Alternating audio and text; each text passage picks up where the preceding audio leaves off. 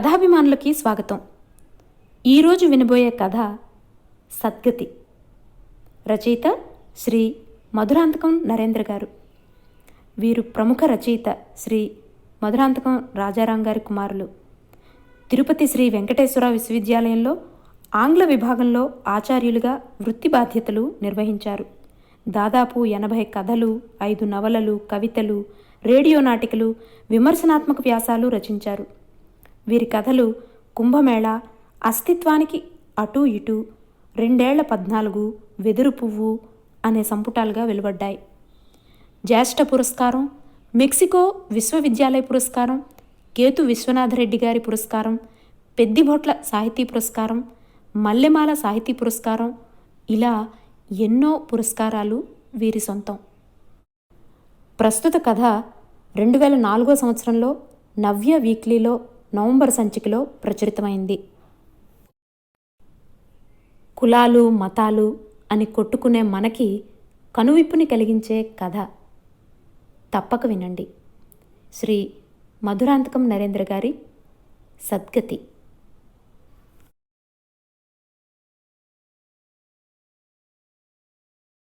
Bahadur sir 20 ఏండ్లుగా వీళ్ళింట్లోనే బాడుక్కుంటాడు. ఈ సంగతి చెప్పంగానే చక్కా నాతో ఎలబారు వచ్చేసినాడు అంటూ తనతో పాటు పట్టణం నుంచి స్కూటర్లో వచ్చిన కొత్త వ్యక్తిని పరిచయం చేశాడో యువకుడు. లావుగా, ఎర్రగా, బట్టతలతో, కొమ్మల్లో అరమగ్గి రాలడానికి సిద్ధంగా ఉన్న రామసీతాఫలం పండులా కనిపిస్తున్న ఆ వ్యక్తి గబగబా వరండాలో పడుకోబెట్టిన భౌతిక కాయం దగ్గరికి నడిచాడు. వరండా అరుగుపైన బహదూర్ శరీరం నిద్రపోతున్నట్టే కనిపిస్తోంది. ఆయన పెదవులు చిత్రంగా వంపు తిరిగి ఎదురుగా నిల్చున్న మనిషిని పలకరిస్తున్నట్టే ఉన్నాయి. ఆయన తొడుక్కున్న తెల్లటి దుస్తులపైన చలువ చేసిన గుర్తులు స్పష్టంగా కనిపిస్తున్నాయి. తెలుపు నలుపు కలగలిసిన ఆయన ఉంగరాల జుట్టు ఇప్పుడే దువ్వుకున్నట్టు కుదురుగా ఉంది. 6 అడుగుల పొడవున్న ఆయన శరీరానికి వరండా అరుగు చాలడం లేదు. ఉదయమే కట్టి సిద్ధం చేసినట్టున్న పూలమాలలు 2 ఆయన శరీరం పైన తాజాగా వెలిగిపోతున్నాయి. శవం దగ్గర నుంచి ఇంటి ముందు కట్టిన షామియానా నీడలోకొచ్చాక ఎట్లా జరిగింది అని ప్రశ్నించాడు పట్టణం నుంచి వచ్చిన ఇంటిగల్లాయన. పొద్దున మా గోడ గడియారం 9 గంటలు కొడతా ఉండంగా మా ఇంటికి వచ్చినాడు బహదూర్ సారు. నా భార్య తెచ్చిచ్చిన పాలు ప్రియంగా తాగేసి గోడకే సానుకొని కళ్ళు మూసుకున్నాడు. అలసిపోయి తూగుతా ఉండాడేమోననుకుంటుని, కానీ ఎంచేపుటికి కళ్ళు తెరవకపోయేసరికి ఒళ్ళు పట్టి కుదిపి చూస్తుని అట్లనే కిందకి వాలిపోయినాడు అన్నాడో 60 ఏళ్ల వ్యక్తి బొంగురుపోతున్న గొంతుకుతో. దాదాపుగా అంతే వయస్సున్న మరో వ్యక్తి అతడి దగ్గరకు వచ్చి, ఈ ఊరి మణేగారుగా చెప్తా ఉంటాను, ఒరే రాఘవరెడ్డి, బహదూర్ సార్ బంధువులు ఎక్కడుండారో ఆ ఇంటిగల్లాయనైనా అడిగి తెలుసుకో, ముందుగా వాళ్ళ కబురు పంపించేది మన బాధ్యత అన్నాడు. 20 ఏండ్లుగా మా ఇంట్లోనే బాడుకుండాడు బహదూర్ సారు. పగుల్లో ప్రాక్టీస్కి పోతాడు, రాత్రుల్లో పండుకునేదానికి మాత్రమే ఇల్లు. ఒంటి మనిషి. ఎక్కడనో కేరళ రాష్ట్రంలో పాలగడ దగ్గర వాళ్ళ స్వగ్రామం చెప్పినాడు. అయితే ఆయన ఆ ఊరికి పోయింది లేదు, ఆయన కోసం అక్కడి నుంచి ఎవరూ వచ్చింది లేదు. మా ఇంట్లో వాళ్ళకు మందులు ఇచ్చినప్పుడు ఎంత బలవంతం చేసినా ఫీజు తీసుకునేవాడు కాదు. అయితే ఆ రుణం ఇట్లా తీర్చుకోవాల్సి ఉందని నాకు తెలియలేదు. ఈనాటికి ఆయనకు మిగిలిన స్వంత కాపు నేను ఒక్కడనేనని తెలుస్తూ ఉంది. పుణ్యమో పాపమో తగులుకున్నాక తప్పదు కదా, ఖర్చంతా నేనే పెట్టుకుంటాను, దానం ఈ ఊళ్ళోనే చేసేయండి అన్నాడు ఇంటిగల్లాయన.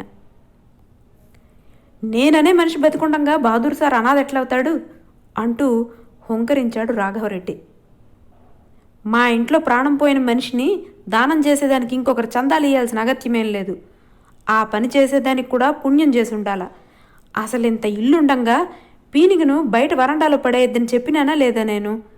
ఊరికి మణేగారనే సాకుతో ఈ నారాయణ రెడ్డి నా మాట పడనీయలేదు.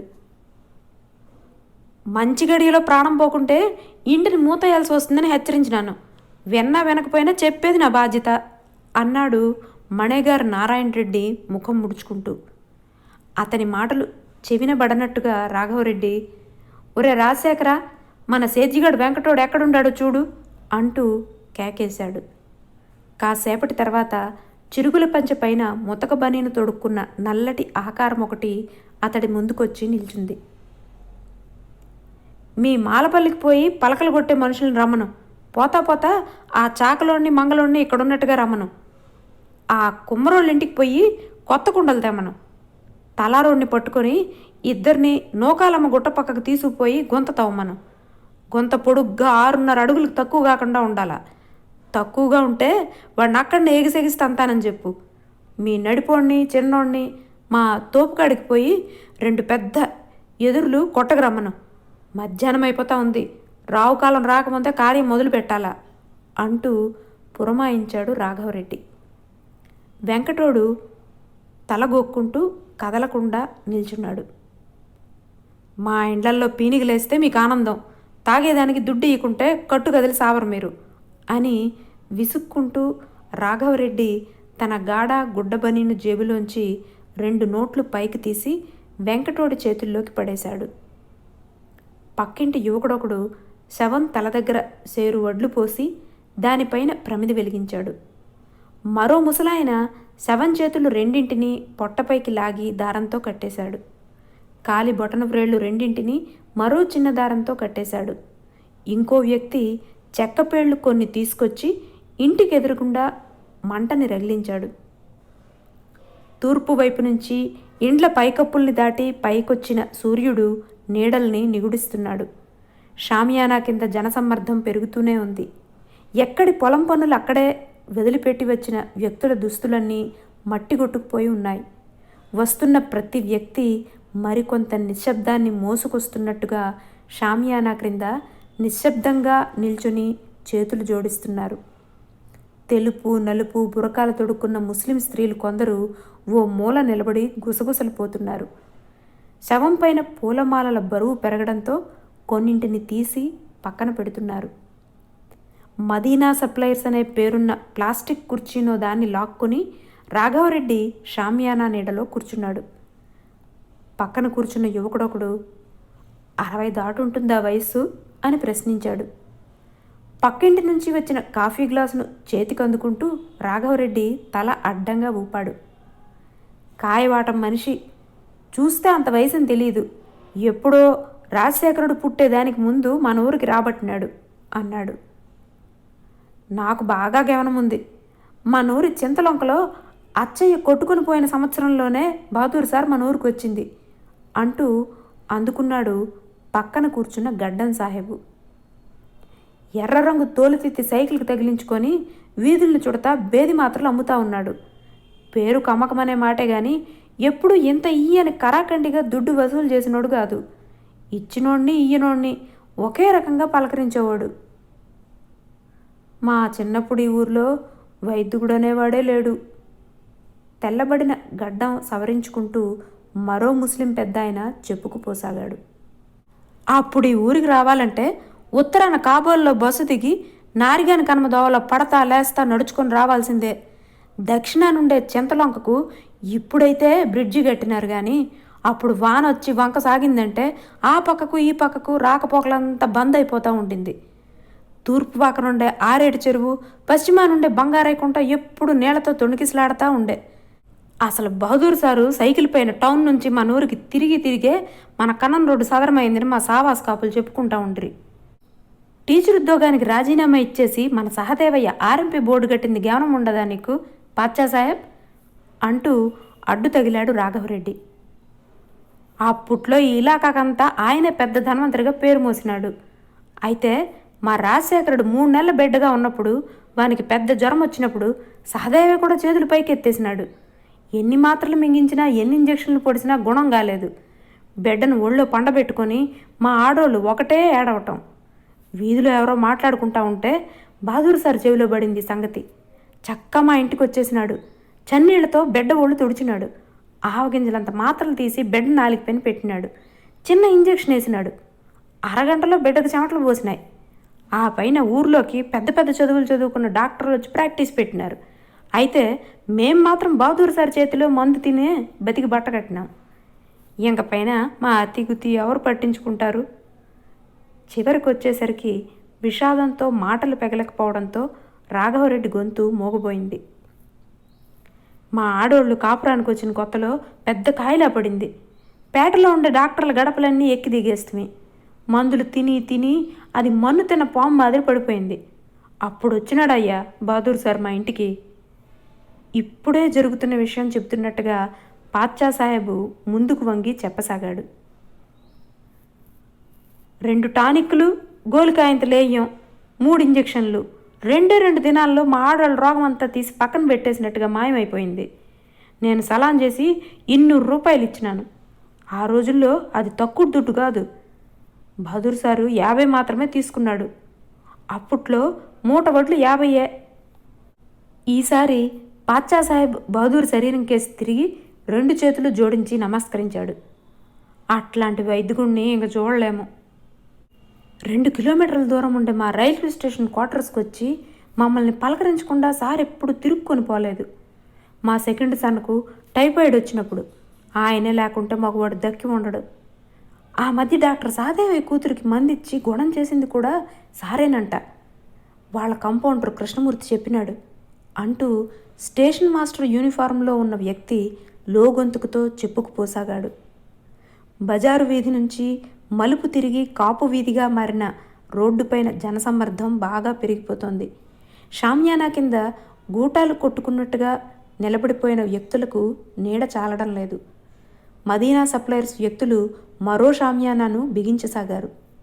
అంతవరకు షామియానాకో చివరిలో కూర్చుని నిరాసక్తంగా బీడీ తాగుతూ ఉండిన మణేగారు పైకి లేచి రాఘవరెడ్డి దగ్గరకు వచ్చి, ఈ ఎలక్షన్లు పంచాయతీ బోర్డులు వచ్చినాక ఊళ్ళో పెద్ద తలకాయ వాడు ఉన్నాడనే మాటే మర్చిపోయినారు అందరూ అంటూ నిట్టూర్చాడు. కానీ చూస్తా గమ్మునుండేదానికి నా చేత కావటం లేదు. బహదూర్ సార్ 10 మందికి మేలు చేసిన మనిషి. అట్లాంటి ఆయన్ను శాస్త్ర ప్రకారంగా దానం చెయ్యాల. అప్పుడే ఆయన డైరెక్ట్గా స్వర్గం చేరుతాడు. ఇంటిగల ఆయన చెప్పిన దాన్ని బట్టి చూస్తే ఆయనకు పెండ్లైనట్లేదు. ఆయనకు ఒంటికట్టుతోనే పాడగట్టాల. పక్కన నిల్చున్న మరో ముసలాయన, అవునవునరా రాఘవ, ఆయన ఇంటికి జ్యేష్ఠ సొంత అయితే కాల్చాలా, పోడ్చకూడదు అన్నాడు. 20 ఏండ్లకు పైగా ఇల్లుకు బాడుక్కి ఇచ్చిన పెద్ద మనిషికే ఆయన గురించి నజాపజా తెలియకుండా ఉండాది. ఆ వివరాలు మనకెట్లా తెలుస్తాయి అని అడిగినాడు రాఘవరెడ్డి కంగారు పడుతూ. బహదూర్ సారు మా ఇంటికి ఎప్పుడొచ్చినా ప్రసాదం అడిగి పెట్టించుకొని తింటా ఉన్నాడు. ప్రసాదానికి ముందు తీర్థం ఇచ్చినప్పుడు 3 సార్లు దోసిట్లోకి పోసుకొని తాగిన తర్వాత అరచేతుల్ని తలపైకి కొండెక్కించేవాడు. ఆ మాదిరి సాంప్రదాయకంగా తీర్థం తీసుకునేవాడిక శూద్రులకు రమ్మంటే కూడా రాదు. ఆయన మా కోమిటోడో లేకపోతే బాపనోడో అయ్యుండాల అన్నాడో లావుపాటి నడి వయసు వ్యక్తి. 2 నిమిషాల సేపు ఎదుటి వాళ్లను పరకాయించి చూసిన తర్వాత, బాపనోళ్లను కోమిటోళ్లను కాల్చేదే విధాయకం, శూద్రులనైతే పూడి చేసినా పర్వాలేదు అంటూ ముక్తాయించాడు. అంతవరకు షామియానా కటు చివరిలో ఎవరితోనో కబుర్లు చెప్పుకుంటూ ఉండిపోయిన సన్నటి రివటలాంటి వ్యక్తి తక్కుతూ తారుతూ మణేగారు దగ్గరకు వచ్చి, నువ్వేమీ అనుకోపోతే ఒక మాట అన్నాడు మెల్లగా. ఈ మధ్యనోసారి నేను మా వడ్రంగం సామాన్లు అరువు చేసుకుంటా ఉంటే బహదూర్ సార్ వచ్చి నాకు అంతవరకు తెలియని విద్యలు ఇలావిరిగా నేర్పించినాడు. పెద్దింటి వాళ్ళ కొత్తింటి పెద్ద గడప తలుపులు చెక్కుతూ ఉంటున్నప్పుడు కొత్త డిజైన్లు నేర్పించినాడు.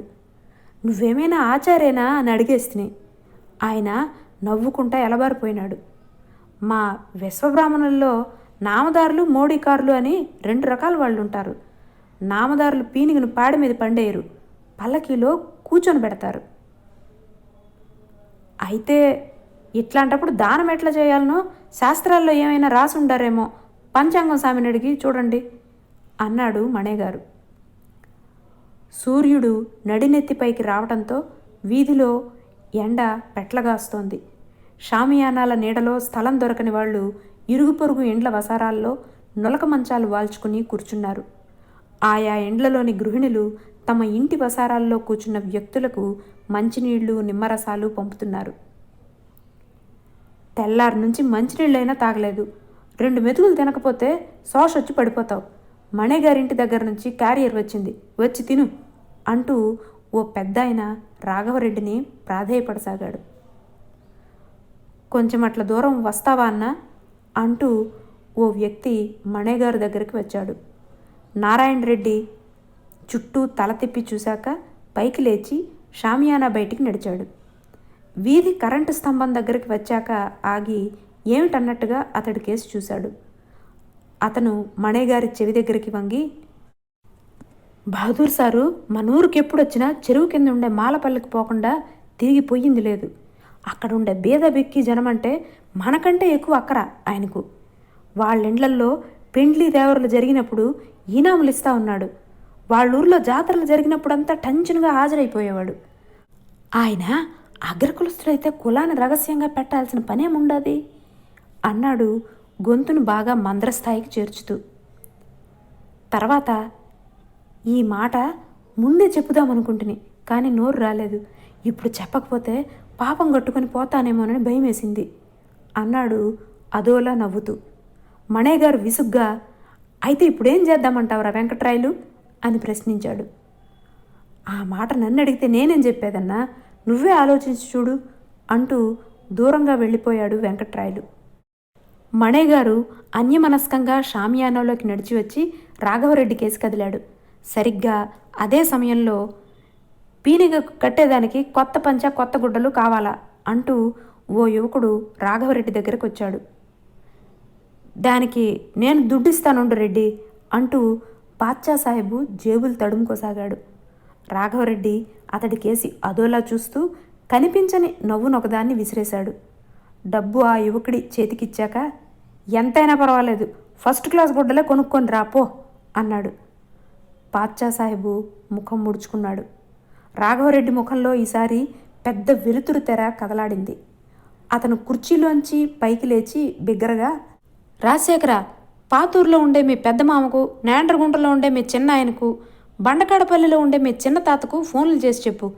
మన ఇంట్లో ఇంత పెద్ద కార్యం జరిపిస్తూ ఉన్నప్పుడు వాళ్ళకి తెలియజేయకుంటే మర్యాదగా ఉండదు. రావుకాలం లోపల రమ్మని చెప్పు అంటూ కేకేశాడు.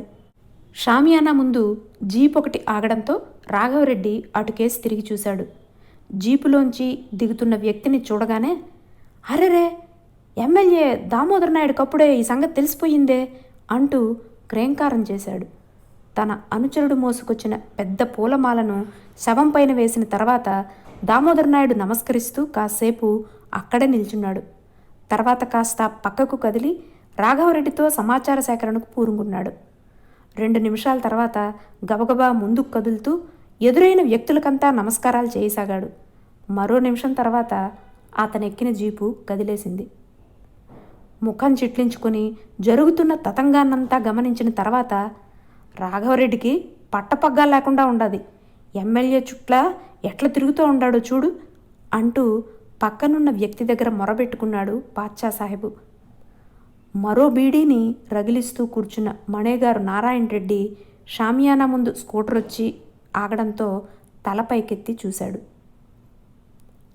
పెద్దనాయన, ఈయన బహదూర్ సార్ ఫ్రెండు, పేరు షాహుల్ సాబు, టౌన్ కోఆపరేటివ్ బ్యాంకులో క్లర్కు అంటూ తనతో పాటు వచ్చిన వ్యక్తిని మణేగారుకు పరిచయం చేశాడో యువకుడు. ఆగంతకుడు అరుగుపైనున్న శవం దగ్గరికి వెళ్ళి నిల్చుని గుడ్ల నీళ్లు కుక్కుకున్నాడు. 2 నిమిషాల సేపు కుళ్ళి కుళ్ళి ఏడ్చాడు. ఆ తర్వాత రుమాలతో ముఖం తుడుచుకుంటూ దూరంగా వచ్చి, అంతసేపు ఏడ్చిన వ్యక్తి తాను కాదన్నట్టుగా చిత్రంగా చిరునవ్వు నవ్వేశాడు. క్షణం తీరిక తీసుకోకుండా బతుకంతా బేదా బిక్కి జనాలకు మందులిస్తా సేవ చేసినాడు. అయితే ఎంత బిజీ పనులున్నా రంజాన్కు బక్రీదుకు మాత్రం నమాజుకు వచ్చేది తప్పింది లేదు. గొప్ప పుణ్యాత్ముడు, అందుకే అంత సులభంగా అల్లా పిలుపు వచ్చేసింది అన్నాడు స్వాగతంలా. పక్కన కుర్చీలో కూర్చున్న పాచ్చా సాహెబు ఉలిక్కి పడ్డాడు. ఉత్కంఠను ఆపుకోలేక పైకి లేచి నిల్చుంటూ, ఏంది బాయ్, మళ్ళా చెప్పు, బహదూర్ సారు నమాజ్కి వస్తా ఉన్నాడా అని అడిగాడు. చాలా సంవత్సరాలకు ముందు ఒక తూరి ఈద్గా దగ్గర భిక్షగాళ్ళకు చిల్లర పంచుతా నాకు పరిచయం అయినాడు బహదూర్ సారు. అప్పటి నుంచి ప్రతి రంజాన్కు బక్రీద్కు మా ఇంటికి దావత్కు రావాల్సిందేనని పట్టుబట్టినాను. ఎన్ని పనులున్నా పండగలప్పుడు మాత్రం ఈద్గా దగ్గర నమాజ్ చేస్తే మంచిదని చాలాసార్లు చెప్పినాను అన్నాడు షాహుల్ సాహెబు. ఆ మాట చెప్పు. ఆయన నొసట్లో అంత పెద్ద మచ్చ అగుపించినప్పుడే డౌట్ వచ్చింది. అయితే కొన్ని ఊర్లలో చిన్న బిడ్డలకు వాయు వచ్చినప్పుడు గరిటితో నొసట్లో కాలుస్తారని ఎవరు అంటే అదే నిజమనుకుంటుని. మాట్లాడుతూనే గబగబా రాఘవరెడ్డి దగ్గరికి నడకే పరుగుగా కదిలాడు పాచ్చా సాహెబు. రెడ్డి, కొంచెం నా మాట విను. బహదూర్ సారు ముసల్మాన్ అంట. సాటి సాహిబుకు ప్రాణం పోతే ఘోరీ చేసే పుణ్యం నాకు దక్కాలని రాసిపెట్టుండాది అంటూ రొప్పసాగాడు పాచ్చా సాహెబు. షామియానా కవతల ఎదురుంటి ప్రహరీ గోడ పక్కన ఎండలో కూర్చుని వెదురును బద్దలుగా చీలుస్తున్న రాఘవరెడ్డి సేద్యగాడు వెంకటోడు ఉలిక్కి పడ్డాడు. మసీదు వీధి మలుపు వరకు మళ్లీ ఓసారి పరీక్షించి చూసిన తర్వాత, హజరత్ కోసం పోయిన ముస్తఫాగాడు అయిపులేడు, నువ్వు ఒకసారి చూసిరాపోరా సులేమాన్ అని హెచ్చరించాడు పాచ్చా సాహెబు. ఇంటికి ఇంటికి మధ్య స్థలం వదలకుండా ఉమ్మడి గోడలపైన వరుసగా కట్టిన మట్టి మిద్దెల మధ్య మసీదు వీధి ఇరుకిరుకుగా కనిపిస్తోంది. వీధికి ఇరువైపులా వసారాల్లో కట్టిన పాత గోతం పట్ట పరదాల నీడల్లో చాలామంది కుక్కి మంచాలపైన ఆసీనులై ఉన్నారు. ఓ ఇంటి ముందు మదీనా మోదీన్ సాహెబ్ సప్లయర్స్ అన్న పేరున్న షామియానా గాలికి రెపరెపలాడుతోంది. ఎదురింటి వరండాలో ప్లాస్టిక్ కుర్చీలో కూర్చున్న రాఘవరెడ్డి మణేగారు నారాయణ రెడ్డి కేసి దీనంగా చూస్తూ, పీనిగను ఇక్కడికి తెస్తానే మోదీన్గాడు పుట్టి మునిగిపోయినట్టుగా షామియానా కూడా ఇప్పేసినాడు. చాలందానికి ఆ సాయిబుల పిల్లోళ్ళు శవానికేసిన పూలదండలంతా అక్కడనే దిగ్గులకేసినారు అన్నాడు. పక్కన మరో కుర్చీలో కూర్చున్న గడ్డపు వ్యక్తి, మా ఎండల్లో చచ్చిపోయిన వాళ్లపైన రంగురంగుల పూలు వేయరన్నా, అంతగా అయితే డోలా పైన మాత్రం మల్లెపూలు వేసుకోవచ్చు అన్నాడు. ఆ తర్వాత పక్కకు తిరిగి, పినపెద్దయినా నేనెప్పుడు అనంగా ఇక్కడికి వచ్చినాను, ఇప్పటికి 2 పెద్ద మనుషులు మాత్రమే వచ్చినారు, మిగిలిన జమాత్ అంతా ఎక్కడా? నల్లంపల్లి కాదర సాబును కొక్కింటి పీరు సాబును బిన్నా రమ్మని చెప్పి పంపించండి అని కసురుకున్నాడు. వాళ్ళిద్దరూ పొద్దున్నే కాపు వీధిలో పీనిగని చూసేసి పోయినారు చిచ్చా, అడమానం తోటలు చూసేసి రావాలని బండపాకాలకు పోయినారంట, వాళ్ళను పిలుచుకొని రమ్మని 2 పిల్లకాయలని సైకిల్ పైన తరిమినాను అన్నాడు మరో గడ్డపు సాహెబు బొంగురు పోతున్న గొంతుకుతో ఏడవబోతూ. అదేరా కరీముల్లా వద్దని చెప్పింది, పెనపెద్ద కసురుకున్నాడు. నీ కొడుకు మందిచ్చి బతికించి మేలు చేసినాడని చెప్పి బహదూర్ సార్కు చావు రాకుండా ఉంటుందా? అంతా అల్లాదువా, ఎంత దగ్గరోళ్ళు చచ్చిపోయినా ఏడవకూడదు. చావంటే అల్లా దగ్గరికి పోయే ముందు 40 దినాలు గోరీ లోపల ఎదురు చూసేది మాత్రమే. అందరూ కబ్రుస్తానికి పోవాల్సిందే. ఖురాన్ చదివిన వాళ్ళు ఎన్నిసార్లు చెప్పినా ఆడోళ్ళు బొరోమని ఏడుస్తానే ఉంటారు. నువ్వు మొగోడువు కాదా, ఆ సంగతి చెప్పు ముందు. దుఃఖం మింగుకోవడం కోసం కాసేపు గుర్కిళ్ళు మింగిన కరీముల్లా కాసేపటి తర్వాత పెద్దగా నిట్టూరుస్తూ, సాయిబ్ అనేవాడు ఎట్లా బతకాలనో అట్లా బతికినాడు బహదూర్ సారు. ఆయన చేసిన మేలు ఆయనకు అల్లా దగ్గర దాకా దీపం పడుతుంది అన్నాడు.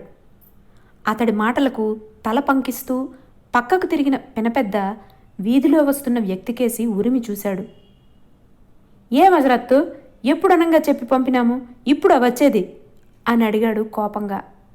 పొడవాటి జుబ్బా పైన నల్లటి గెడ్డం వేలాడేసుకున్న ఆ యువకుడు, మధ్యాహ్నం అసలు నమాజ్ అవుతానే మగ్రిబ్ నమాజ్ లోపల తిరుక్కొని వచ్చేద్దామని మంగళంపేటకి వెళ్ళబారినాను, ఇంతట్లో మనిషి వచ్చినాడు, బస్టాండ్ నుంచి ఇట్లే వస్తా ఉండాను అన్నాడు. హజరత్ గొంతు వింటూనే పాచ్చా సాహెబు వరండాలోంచి లేచి గబగబా వీధిలోకి వచ్చాడు. జనాజాకు ఇంట్లో ఉండే పాత సామాన్లేమీ వాడకూడదంట కదా, కావాల్సిన సామాన్ల లిస్టు జల్దీగా రాసి బాయ్, బజార్ నుంచి తెప్పిస్తాను అన్నాడు. బహదూర్ సార్ని చూస్తే ఎర్రంగా షేకుల్ని చూసినట్టే ఉంటుంది. లిస్టు ఇలా విరిగా రాయి, దూదేకులోళ్ళకి రాసినట్టుగా రాయొద్దు, ఎంత ఖర్చైనా పర్వాలేదు నేనిస్తాను అన్నాడు పినపెద్ద దర్పంగా. అల్లా దువా ఉంటే దుడ్డుదేముందిలే బాయ్, మా మోతీ దగ్గరికి డబ్బు ఎప్పుడో ఇచ్చేసినాను, ఇప్పుడు మన ఊర్లో మా దూదేకులోళ్ళు కూడా మీ షేకుల కంటే పాకిగానే ఉండారులే అన్నాడు పాచ్చా సాహెబు ముఖం ముడుచుకుంటూ. వసారాలోని కుర్చీలో కూర్చుని జాబితా రాస్తున్న హజరత్తు మాట మార్చడం కోసం అన్నట్టుగా, నీళ్లు కాగినాయా అని అడిగాడు. పొయ్యిపైన 2 పెద్దండాల నిండా నీళ్లు మసలుతా ఉండాయి. నడవలో ఉండే జనాలంతా బయటికి తరిమేసి జనాజాకుండే గోర్లన్నీ కత్తిరించేసినాము. బతికుండేటప్పుడు బహదూర్ సార్ ఎప్పుడైనా షేవ్ చేసుకోకుండా కనబడినాడా చెప్పు? ఈ పొద్దు మొటికలంత గడ్డం కనబడతా ఉంది. కొత్త రేజర్ తెప్పించి గడ్డం గీసేసినాము. జోళంగిడి నుంచి 10 గజాల కొత్త గుడ్డ కూడా తెప్పించినాను. ఇంకా ఆయనకు నీళ్లు పోసేసి గుడ్డ చుట్టేస్తే సరిపోతుంది అంటూ వివరాలు వెల్లడించిన తర్వాత పాచ్చా సాహెబు టీవీగా చిరునవ్వు నవ్వేశాడు. గంధోళి కొంచెం ఎక్కువగా రాయిబాయ్, దానికయ్యే ఖర్చు మాత్రం నాదే. కావాలంటే పాచ్చా సాహెబ్ను ఆ దుడ్డుతో ఇంకొంచెం సెంటు జాస్తిగా తెప్పించమను అన్నాడు పినపెద్ద. ఆ తర్వాత రాఘవరెడ్డి కేసు తిరిగి, అదృష్టం చేసుకున్నాడు కనుకనే బహదూర్ సారు ముసల్మాన్గా పుట్టి శుక్రవారం నాడు ప్రాణం విడిచిపెట్టినాడు. బార్జాక్ దాకా కబర్స్థాన్లో 40 దినాలు ఉంటాడు. ఆ పైన హడిత్ అయినాక డైరెక్ట్గా స్వర్గానికే పోతాడు. ముసల్మాన్ల స్వర్గం అంటే సటపటమైంది కాదు. అక్కడ కళ్ళతో చూడలేనంత, చెవులతో వినలేనంత, గుండెకాయతో తూకమేయలేనంత కుషామత్తు దొరుకుతుందని ఖురాన్లో దెబ్బ కొట్టి చెప్పినారు. అక్కడ పెద్ద వంకల నిండా సారాయి కళ్ళు, ఎండే పడిన చెట్ల నీడల్లో కావలసినంతమంది అందమైన ఆడోళ్ళు దొరుకుతారు అన్నాడు. రాయడం ముగించాక జాబితాను పాచ్చా సాహెబ్కిస్తూ, ఖురాన్లో ఒకటి రాసుంటే మీరు 2గా చెప్తారెందుకు అంటూ విసుక్కున్నాడు హజరత్. అతడి మాటలు చెవిన పడనట్టుగా, ఆ తోటోడిని కబ్రస్థాన్లో గుంతం తవ్వమని చెప్పినాను.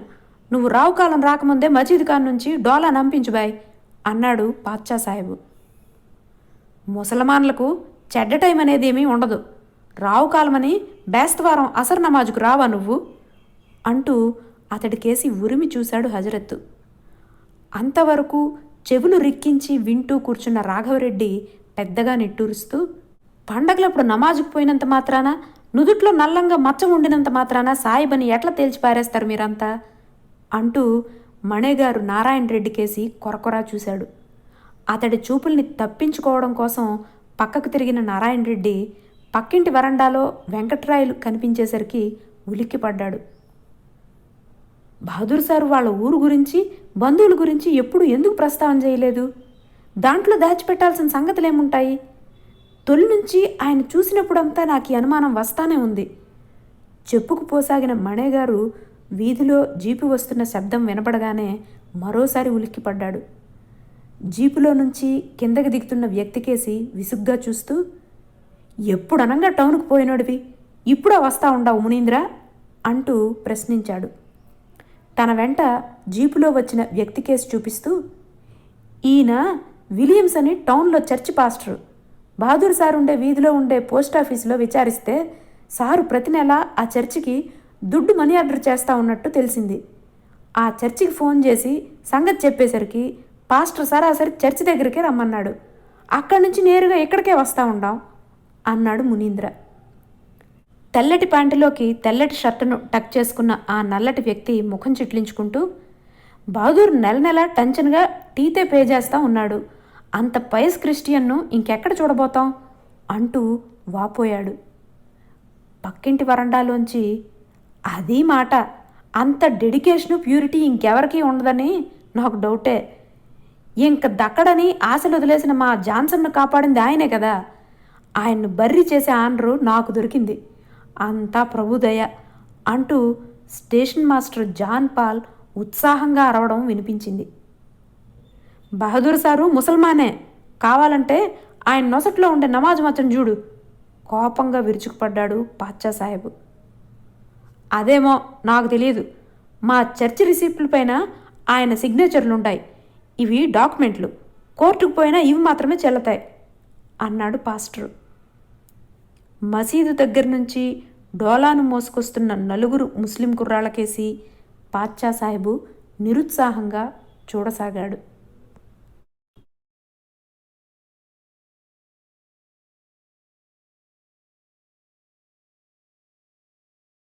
ఇప్పుడు ఆ లూజు చొక్కాలు ప్యాంట్లల్లో పడుకొనుండే మనిషి ఆయనే అని దగ్గరికి పోయి చూస్తేనే గాని తెలవదు అంటూ వాపోయాడు రాఘవరెడ్డి.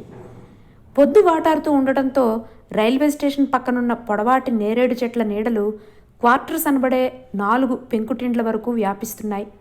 రైల్వే స్టేషను ముందున్న ఒకే ఒక రైల్వే ట్రాకు దూరంగా ఉత్తరం వైపున కనిపిస్తున్న చిన్న పల్లెటూరు నుంచి గుబులు గుబులుగా సాగి వచ్చి స్టేషన్ ముందు నుంచి దక్షిణ దిశకేసి పారిపోయి కొండ మలుపు దగ్గర మాయమవుతోంది. ప్రొద్దునోసారి, రాత్రి మరోసారి, రోజుకు 2 సార్లు మాత్రమే రైలు రాకతో మేలుకోవడానికి అలవాటు పడ్డ చిన్న రైల్వే స్టేషను అనుకోకుండా సంభవించిన హడావుడికి తట్టుకోలేకపోతున్నట్టుగా కంగారు పడుతోంది. పెంకుటింటి వరండాలో చెక్క బెంచీ పైన పడుకోబెట్టిన శవం పైన ఉదయం కనిపించిన చిరునవ్వు వడలిపోయి ఉంది. ఇంటి ముందు కట్టిన మదీనా సప్లయర్ల షామియానా గాలి వీచినప్పుడల్లా శబ్దం చేస్తూ ఊగుతోంది. ముసల్మాన్ అనే మనిషికి జిహాద్ తెలిసి ఉండాలా.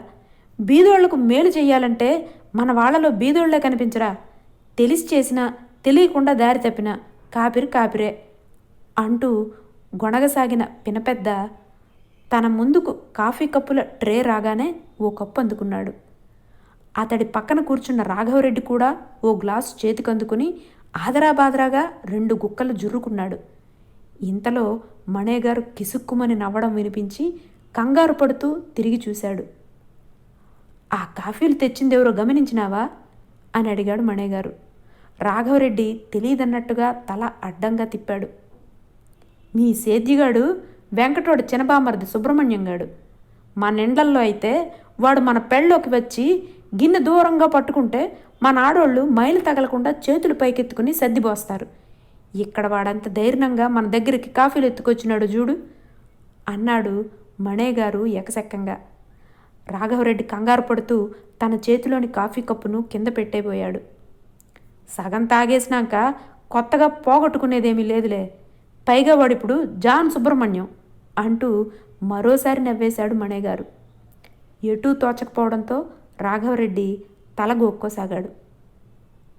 ట్రాన్స్ఫర్ రానియకుండా ఈ స్టేషన్ మాస్టర్ జాన్ పాల్ను మనూరులోనే 10-12 ఏళ్లుగా ఉన్నిచ్చిందే పొరపాటైపోయింది. చాలని దానికి ఇంకిద్దరు పోర్టర్లను కూడా వాళ్ళనే రప్పించుకున్నాడు. మెల్లింగా మన సేద్యగాడిపైన వలేసినాడు. గుట్ట కింద ఆ పోరంబోకు నేలకు పర్మిషన్ తెప్పించుకొని చర్చి కట్టించినాడు. ఇప్పుడు ఆ మాలపల్లిలో సగం మంది అక్కడికే పోతా ఉండారు అన్నాడు మణేగారు కుర్చీలోకి మరింతగా చేరగిలబడి పెద్దగా ఆవలిస్తూ. కళ్ళు మినకరిస్తూ Raghava Reddy John Paul quarters case చూశాడు. శవం దగ్గర వెలిగించిన అగరొత్తుల పొగలు ముసురుకోగా పెంకుటిళ్ళు మాయమైపోతున్నట్టుగా కాసేపు, ఇప్పుడిప్పుడే ఆకారాన్ని సంతరించుకున్నట్టుగా కాసేపు కనబడుతోంది. వరండాలో శవాన్ని పడుకోబెట్టిన బెంచీ చుట్టూ కొంగులు తలలపైకి లాక్కున్న ఆడవాళ్లు ఎర్రంచు పుస్తకాలని వల్లిస్తున్నారు. గోడపైన క్యాలెండర్లో యేసుక్రీస్తు దయగా చూస్తున్నాడు. ఇంటి లోపలికి బయటికి నల్లటి మనుషులు బలాదూర్లు తిరుగుతున్నారు. బహదూర్ సార్ కూడా చూసేదానికి వేళ మాదిరిగా కన్వర్టెడ్ క్రిస్టియన్గానే కనిపిస్తూ ఉన్నాడు అంటూ మరోసారి ఒళ్ళు విరుచుకున్నాడు మణేగారు. తర్వాత జాన్ పాల్ కేసు తిరిగి, ఇప్పటికే పొద్దు వాలిపోయింది, కొంచెం బెన్నాగా తెమిలించు అంటూ తొందర చేశాడు. నడుంపై నుంచి జారిపోతున్న ప్యాంటును పైకి లాక్కుంటూ, కాఫీని త్వరగా అంపించమని టౌన్కు ఫోన్ చేసినాను. కాఫీనికి మంచి నగిషీలు జోడించమని చెప్పినాను. పైన నాణ్యమైన అద్దాన్ని బిగించమన్నాను అన్నాడు జాన్ పాల్. బతికినోళ్ళైతే అద్దంలో శుద్ధులు చూసుకుంటారు, చచ్చిపోయిన వాళ్ళకి అద్దం ఎందుకు అన్నాడు మణేగారు వెటకారంగా. జాన్ పాల్ కూడా అలాంటి నవ్వునే ప్రతిఫలిస్తూ, కొన్ని దినాల తర్వాత బహదూర్ సార్ బంధువులు ఎవరైనా వచ్చినారనుకోండి, అప్పుడు పిట్ని తవ్వించి కాఫీన్ పైనుండే చిన్న చెక్క తలుపు తెరిపించి అద్దం గుండా బాడీ ముఖాన్ని చూపించవచ్చు అన్నాడు. పూడి చేసిన శవాన్ని మళ్ళా చూపించేదెందుకు, ఇదే మన ఆచారం అంటూ మణేగారు ముఖం చిట్లించుకున్నాడు. డూమ్స్డే అప్పుడు ప్రభువు పిలిస్తే చచ్చిపోయిన మనుషులంతా కాఫీలలోంచి లేచి నడుచుకొని వచ్చేస్తారు అన్నాడు జాన్ పాల్ గంభీరంగా. సెమిట్రీలో పిట్టును తవ్వమని 2 పంపించినాను. టౌన్లో ఉండే మా పాస్టర్కు ఫోన్ చేసినాను. ఆయన రాగానే ఫ్యూనరల్ సర్వీసులు మొదలు పెట్టేస్తాను. మధ్యాహ్నం టౌన్ నుంచి వచ్చిన గురువుతోనే పని కానిచ్చేయకూడదా? దానికోసం ఇంకో గురువు రావాలనా అన్నాడు మణేగారు చిరాకు పడుతూ. మధ్యాహ్నం వచ్చింది పెంటకోస్ట్ చర్చ్ పాస్టర్, మాకు కావాల్సింది బాప్టిస్ట్ ఆయన. మా చర్చిని ఇక్కడ ఇప్పుడిప్పుడే డెవలప్ చేస్తూ ఉండాము. మాకు తొందరలోనే పెర్మనెంట్ పాస్టర్ను అపాయింట్ చేస్తారు. అంతవరకు మాకు వెయిటింగ్ తప్పదు అన్నాడు జాన్ పాల్ ముసిముసి నవ్వులు నవ్వుతూ. మణేగారు విసుగుతో నొసలు చిట్లిస్తూ, ఏం పర్వాలేదు, ఈ గురువునే ప్రార్థన మొదలు పెట్టమను, బహదూర్ సార్ చేరాల్సిన చోట్లో ఏమీ తేడా రాదు అన్నాడు. జాన్ పాల్ ఈసారి మరింతగా సిగ్గుపడిపోతూ, భలేవాళ్ళండి మీరు, మేము రిక్వెస్ట్ చేసినా పాస్టర్ ఒప్పుకోడు, ఆ కాడికి ఆయనే మేలు, భక్త సింగ్ గ్రూపు పాస్టర్గానైతే మా ఇంటి ఛాయలకైనా వచ్చుండడు అనేశాడు. అతడి కేసి ఉరిమి చూస్తూ, బహదూర్ సార్ది మీ గ్రూపేనని నీకెట్లా తెలుసు అంటూ మణేగారు లా పాయింట్ రాదీశాడు. ఆ సంగతి నాకు తెలియదు కానీ నేను ఈ పని జరిపించాలంటే మాత్రం మా పాస్టర్ ఒప్పుకోవాల్సిందే. బహదూర్ సార్ లాంటి పైస్ క్రిస్టియన్కు డెత్ రేట్స్ జరిపిస్తే వాళ్ళ పై ఆఫీస్ నుంచి పెద్ద మొత్తంలో ఫండ్స్ వస్తాయని ఈ పెంటకోస్ట్ చర్చి పాస్టరు పట్టుబట్టినాడు. నేను కూడా కొంచెం డొనేషన్ వసూలు చేసి పంపిస్తానని చెప్పి ఆయన కాళ్ల వేళ్లబడి ఒప్పించినాను అన్నాడు జాన్ పాల్ ఎవరో తరుముతున్నట్టుగా దూరంగా పారిపోతూ. పెద్దగా శబ్దం చేస్తూ సుట్రగాలొకటి స్టేషన్ ప్లాట్ఫారం పైన గింగిరాలు తిరుగుతోంది. క్వార్టర్స్ వెనకాల కుక్కలు 2 పెద్దగా కీచులాడుకుంటున్నాయి. షామియానా ముందున్న చింత చెట్టుపైన కాకులు పెద్దగా గోల చేస్తున్నాయి. ఆ మిద్దింటోళ్ల మధ్యస్థాన్ని ఈ పొద్దు రాత్రికైనా తెంచేద్దామనుకుంటుని, ఇక్కడ ఎంతకు దానం జరగటం లేదు అని సణుగుతూ మణేగారు బహదూర్ శవంకేసి విసుగ్గా చూశాడు. పెద్ద ఉప్పరపల్లిలో మామిడి తోట బేరం ఖరారైంది. ఈ పొద్దు సాయంత్రానికంతా అడ్వాన్స్ ఇయ్యాలని మాట. లేట్ అయితే తోటగల్లోడు మాటపైన నిలబడ్డేమోనని భయంగా ఉంది అన్నాడు పినపెద్ద పలవరిస్తున్నట్టుగా. ఇంతలో మట్టిబాటపైన జీప్ ఒకటి దుమ్మును రేగ్గొడుతూ పరతించి రావడం గమనించి పైకి లేచి, అదో వచ్చేస్తా ఉండాదిలే అంటూ ఉత్సాహంగా కేకేశాడు. జీపు క్వార్టర్స్ ముందు ఆగక మునిపే జాన్ పాల్ కాఫిన్ పాస్టర్ అని కలవరిస్తూ ముందుకు పరిగెత్తాడు. జీపులోంచి కిందకి దిగిన వ్యక్తి బహదూర్ బాడీ ఎక్కడా అని అడిగాడు. చేతిని క్వార్టర్స్ కేసు చూపుతున్న జాన్ పాల్ వైపుకు సూటిగా చూస్తూ, బహదూర్ తన శరీరాన్ని మా కాలేజీకి డొనేట్ చేసినాడు, మీరు బాడీనిస్తే తీసుకెళ్ళిపోతాము అన్నాడు. How is it possible? ఆయన పైస్ క్రిస్టియన్, ఆయన బర్రీ చేయాల్సిందే అంటూ గొల్లుమన్నాడు జాన్ పాల్. ఆ పాస్టర్ కొడుకు ఏదో పనిపైన మా మెడికల్ కాలేజీకి వచ్చి ఈ సంగతి చెప్పినాడు కాబట్టి సరిపోయింది. ఈ ఫారంలో బహదూర్ సంతకం కూడా ఉంది, కావాలంటే వెరిఫై చేసుకోండి అన్నాడు అతను ముక్తసరిగా. అది బహదూర్ సార్ చేవరాలేనని నమ్మకమేముంది? జీపు చుట్టూ వలయాకారంలో నిలబడిపోయిన గుంపులోంచి ఎవరో ప్రశ్నించారు. ఆ కాగితంలో సాక్షుల సంతకాలు కూడా ఉన్నాయి. నేనక్కడ డిఎంఓను, కావాలంటే పోలీసులను కూడా పిలిపించండి అన్నాడు అతను సవాలు విసురుతున్నట్టుగా. తర్వాత మెల్లగా పక్కకు తిరిగి జీపులోంచి దిగిన వ్యక్తుల్ని చూస్తూ, వెళ్ళి బాడీ తీసుకురండి అని ఆజ్ఞాపించాడు. డిఎంఓ చేతిలోని ఫైల్ను తీసుకొని 2-3 సార్లు చదివిన తర్వాత, బహదూర్ సార్ పూర్తి పేరు బహదూర్ జాన్ అంట అన్నాడు సాలోచనగా జాన్ పాల్. జాన్ అంటే స్పెల్లింగ్ ఏందో చూడు, ముసల్మాన్లు కూడా జాన్ అని పేరు పెట్టుకుంటారు, స్పెల్లింగ్ ఒకటే తేడా అన్నాడో గడ్డం యువకుడు. ఇది జేఏఎన్ఓ జేఏఐఎన్ఓ క్లియర్గా తెలియడం లేదు అని సమాధానం చెప్పాడు జాన్ పాల్. గుంపులోంచి ఓ వ్యక్తి, ఆగండి, జేఏఐఎన్ అయితే జైన్, ఆయన మావోడు, కానీ మా వాళ్ళు చచ్చిపోయినప్పుడు చేయాల్సిన సాంగ్యాలు నాకు విలావిరిగా తెలీదు, టౌన్లో ఉండే మా సంఘం సెక్రటరీకి ఫోన్ చేస్తాను అని గొంతు చించుకున్నాడు. నిన్నకాక మొన్న మా ఊరొచ్చిన పాన్ బ్రోకర్ షాప్ తెరిచినోడివి, నీకే అంత ధీమా ఉంటే మాకెంత ఉండాలి షేటు? చర్చికి టీతే కట్టినోడు క్రిస్టియన్ కాకుండా ఉంటాడు, మా దగ్గర రుజువు చేసే రసీదులుంటాయి అంటూ జాన్ పాల్ పిడికిలు బిగించాడు. శవాన్ని మాకు అప్పగించకుండా మీరు అడ్డం పడితే నేను పోలీసుల్ని పిలవలసి వస్తుంది. క్యాండిడేట్ మాకు రాసిచ్చిన డిక్లరేషన్ పవర్ ఎంతో కేసులో తగులుకొని కోర్టుల చుట్టూ తిరుగుతున్నప్పుడు మాత్రమే మీకు అర్థమవుతుంది అన్నాడు డిఎంఓ కాలర్ ఎగరేస్తూ. వరండాలోని శవాన్ని స్ట్రెచ్చర్ పైకి దొర్లించాక మెడికల్ కాలేజీ ఉద్యోగి, బాడీని ఒంటరిగా వదిలిపెట్టి అందరూ జీపును చుట్టుముట్టేసినారు చూడు, ఏ కుక్కో నక్కో దీన్ని లాక్కొని పోయినా పట్టించుకునే గతి లేదు అని చెబుతూ నవ్వేశాడు. శవాన్ని జీపులోకి తరలించేశాక వాళ్ళిద్దరూ బుద్ధిమంతుల్లా వెనక సీట్లో కూర్చునేశారు. గుంపునంతా ఓసారి ధీమాగా కలిగి చూసిన తర్వాత డిఎంఓ జీపులో కూర్చున్నాడు. జనమంతా బిక్కముఖం వేసుకొని చూడసాగారు. పెద్దగా శబ్దం చేస్తూ జీపు బయలుదేరింది. బోసిపోయిన తన ఇంటి వరండాకేసి దిగులుగా చూస్తూ, డూమ్స్డే వరకు సార్ను కాఫిన్లో పెట్టి కాపాడలేకపోయినాం. ఆ మెడికల్ స్టూడెంట్ల చేతుల్లో పడి ఆయన బాడీ ఎన్ని ముక్క చెక్కలైపోతుందో అన్నాడు జాన్ పాల్ గద్గద కంఠంతో. ఆయన జాన్ కాదు, జాన్ను కాదు, జైన్ అంటా ఉండారు కదా అంటూ వెంకట్రాయలు పాన్ బ్రోకర్ కేసు చూస్తూ కన్నుగీటాడు. వీళ్ళెంత ఉపాతకులో చూడు, శవాన్ని యమబొట్టుల మాదిరిగా మోసుకొని పోతా ఉండారు అన్నాడు మణేగారు పెద్దగా నిట్టూరుస్తూ. అయ్యయ్యో, అంత మాట వద్దన్నా. బహదూర్ సారు పుణ్యాత్ముడు. ఆయన నెత్తుకొని పోయేవాళ్ళు యమభటులు అయ్యుండరు, వాళ్ళు స్వర్గానికి మోసుకుని పోయే దేవతలే అయ్యుండాల అన్నాడు రాఘవరెడ్డి నిస్సారంగా. ఆ మాట మాత్రం సత్యం. బహదూర్ సారు పోయి చేరుకునే చోటు ఏదైనా అది మాత్రం స్వర్గమే, తప్పదు అన్నాడు పాత్చా సాహెబు బొంగురు పోతున్న గొంతుకుతో.